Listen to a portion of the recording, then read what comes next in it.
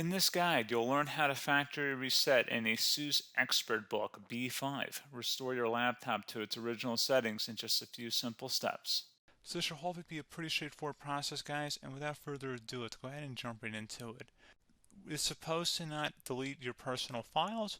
I strongly suggest that you create a backup of any important files or documents before you proceed, because even though it might say that it's going to save your personal files, there's no guarantees that it will, so just keep that in mind, and we're going to go ahead and jump right into it.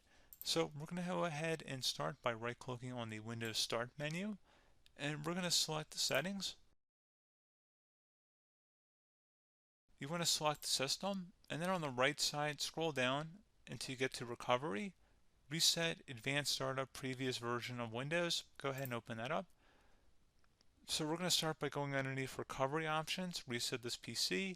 Choose to keep or remove your personal files, then reinstall Windows. Go ahead and select Reset PC. Underneath Choose an option, Keep My Files removes apps and settings but keeps your personal files.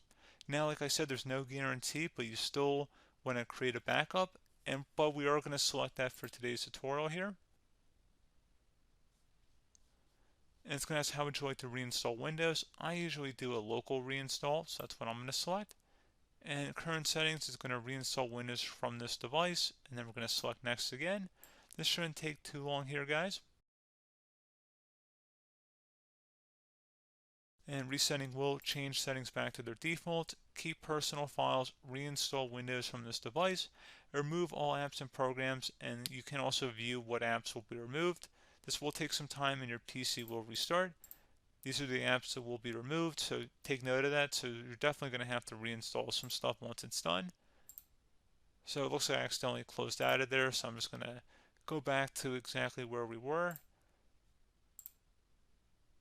And we're just going to go ahead and proceed with the reset here and select reset.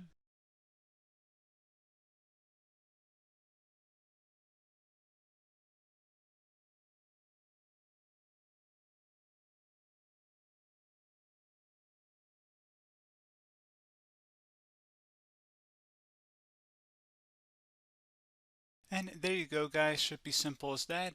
Go ahead and reinstall any of the applications that were removed. You can see a list of them by clicking on the link that's going to be on our desktop here. And that's pretty much it, guys. So, as always, thank you for watching this brief tutorial.